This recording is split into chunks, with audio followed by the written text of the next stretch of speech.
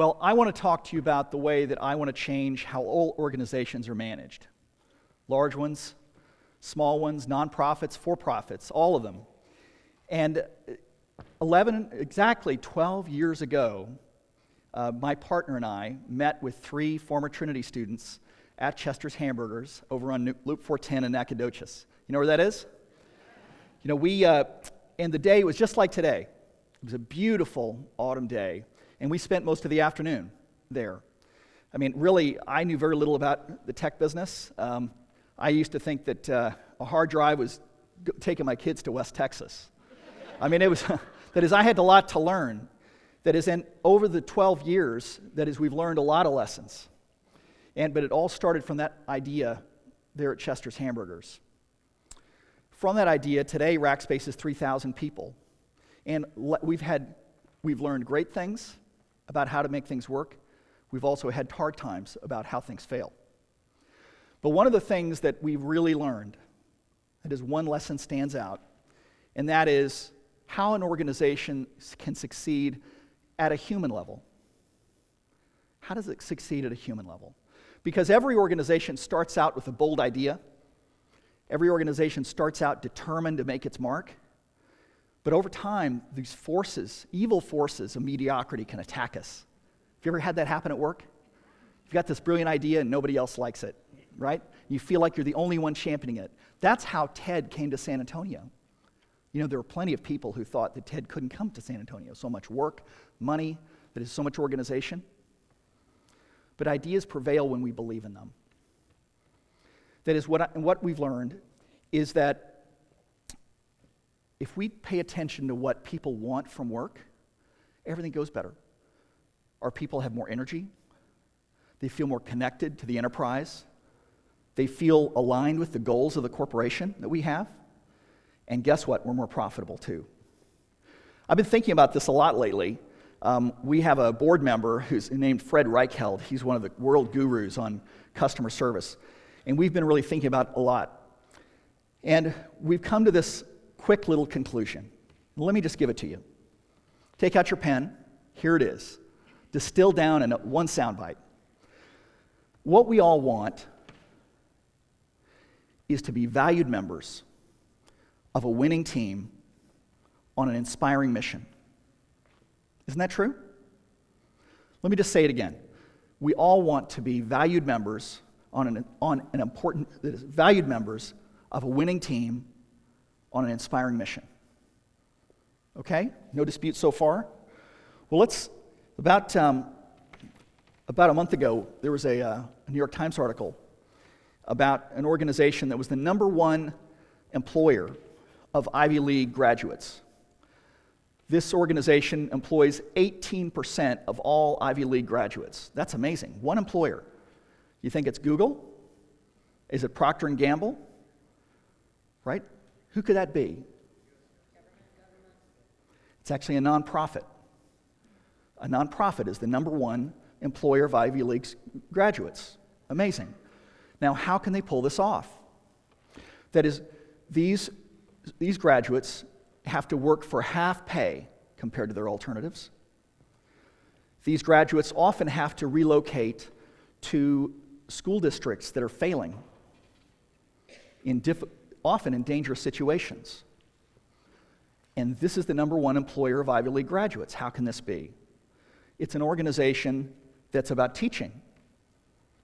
It's called Teach for America. Teach for America is an organization started 20 years ago. Last year, it had 46,000 applicants for its 4,500 positions. And that's only about 1 in 10.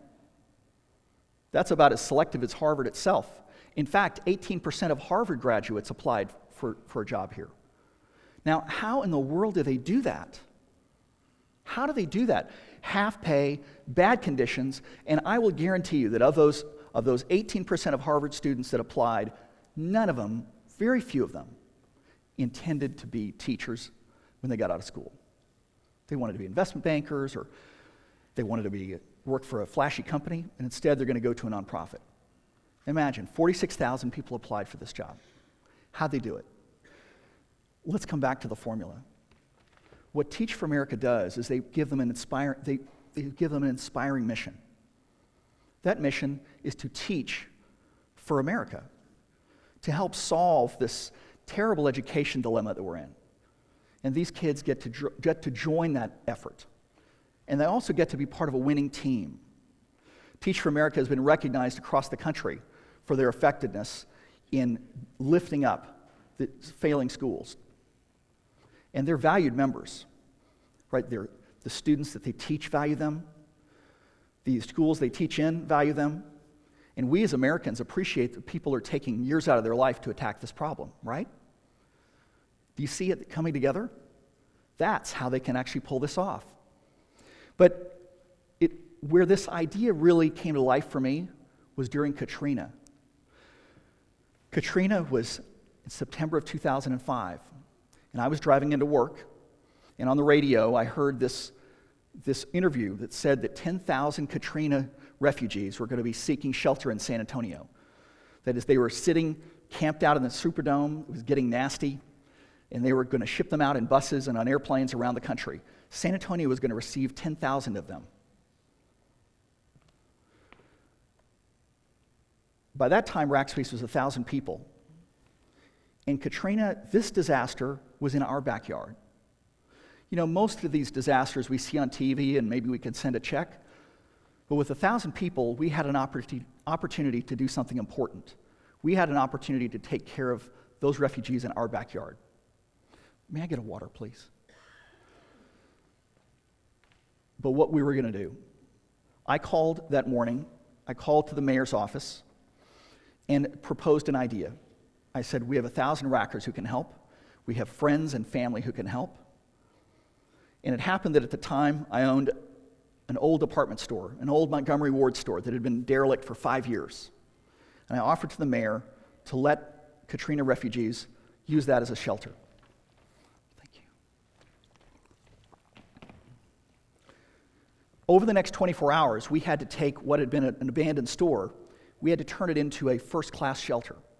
Now, this store was filthy. It still had the displays up. You can see on the screen, here we are demolishing the dressing rooms and the displays that Montgomery Wards had left behind. We worked furiously over 24 hours. Over 200 people joined us in that effort. I bet there are people in this room who joined us. Anyone here participate at that Katrina shelter? Thank you. Thank you. We did it together. We did it together. And that night, we had no power, we had no water, we had no air conditioning. We had to vacuum the floors and clean the place and demo it by generators. But by the time they arrived, 24 hours later, when the refugees arrived from the Superdome, we were ready for them. Air conditioning was working, plumbing was working, and they all had a bed to sleep in. It was really what the Denver Post called the Hilton of shelters, because we were determined for our shelter to be great. It was going to be great. We wanted it to have all those things that would help the Katrina victims start to feel calm again. It had a beauty shop. It had a post office. It had free phone calls home. It had a daycare center so people could go look for work. Think about that. You can't go leave a shelter if you have kids there, right? You have to be able to leave them with someone so that you can go apply for a job. We also had a basketball court. In this picture, this is one of the clowns that we had come in to entertain the kids. And we had toys for almost every kid there. In fact, my wife and children who are in the second row, we first got this, they helped me get toys for these kids. They went to Toys R Us and literally loaded the minivan front to back with toys, because the toys that had shown up from the Red Cross were filthy. They were like ones that you'd thrown out, you'd given away. And guess what? Even these kids knew what good toys were. That was a golden moment. Here's a picture of the shelter with people in it. We had over 2,000 people there, and they stayed for about 8 weeks, many of them. Because first we had Katrina, then we had Rita. So this shelter was our contribution to the Katrina disaster. Seeing that picture makes me so proud. You know why it worked? It worked for a very simple reason. We had alignment. There was no infighting. There was no politics. And there was no hierarchy. Everyone figured out what they could do to pitch in. We had friends, we had volunteers from the community, we had over 200 rackers, that's what we call Rackspace employees, all pitching in. 3 shifts, 24 hours a day, we manned this shelter. Being called the Hilton of Shelters was really such a compliment to us because we set out for it to be great and we accomplished that.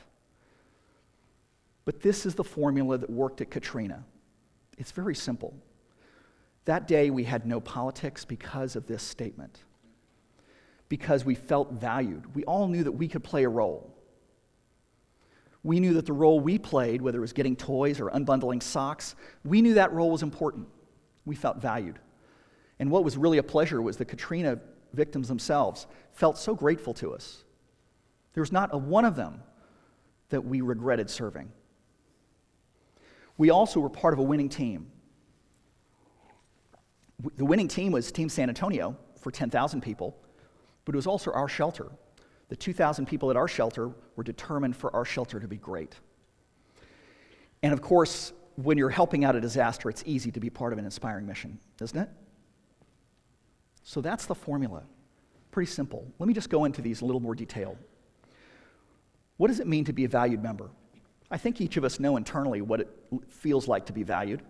We certainly know what it feels like to be devalued. I mean, first is we want to be appreciated for who we are, not for who someone else wants us to be. And as an employer, you want your employer to see what's great in you and let that come out. Put those weaknesses a little to the side, right? How can we say our people are fine just the way they are? Let's find the work that suits them. Accepting people as they are, I think, is at the heart of this. That's the people who you feel valued by are those who accept you for who you are.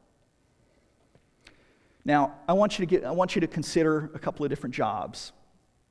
I want you to think about being a laborer in charge of drilling tools.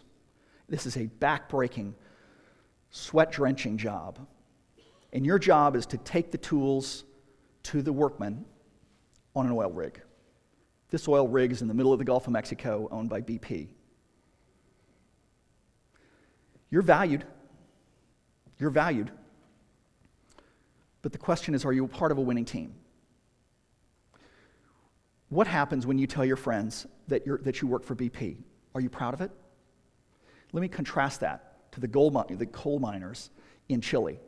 If you have the same job, the same laborer's job, taking the tools down to the mine, but you're in Chile, you know that you're part of a winning team. You're proud of it.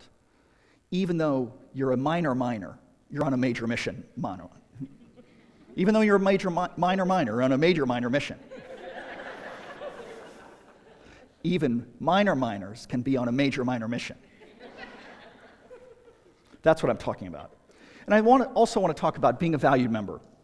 Being a valued member, think about Southwest Airlines, how these flight attendants are allowed to sing, right? They're told that they have to do safety announcements. They can do it any way they want, right? They're given huge latitude. I'm going to contrast that to American Airlines. That is where the flight attendants, everything is scripted. There are policies like crazy. If they need to make an exception, it just can't be done. Does that make them feel valued? An inspiring mission. Of course, I think that this one speaks to all of us. But think about those Chilean miners rescuing those miners down 2 miles, half a mile below the earth. That's an inspiring mission. For Rackspace, the inspiring mission is striving to become one of the world's great service companies. This is an idea that we're going to bring fanatical support to the world of tech where customer service just ain't so good. But this is something that every racker can buy into. It's our inspiring mission. And really, what we've learned at Rackspace is that if people have an inspiring mission, if they're on a winning team, and they feel valued, their productivity is going to be better, and we're going to be more profitable. It's that simple.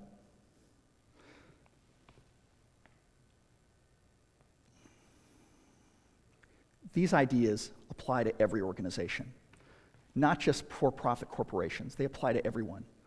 They apply to Katrina. They apply to Rackspace. They apply to Southwest Airlines. They apply to Teach for America. These ideas are universal because they're managing at a human level. It's about answering the question of what we want from work. What I know is that if we can treat our people well, value them, and place them on a winning team, and give them an inspiring mission, that they're going to be more productive. They're going to volunteer greatness.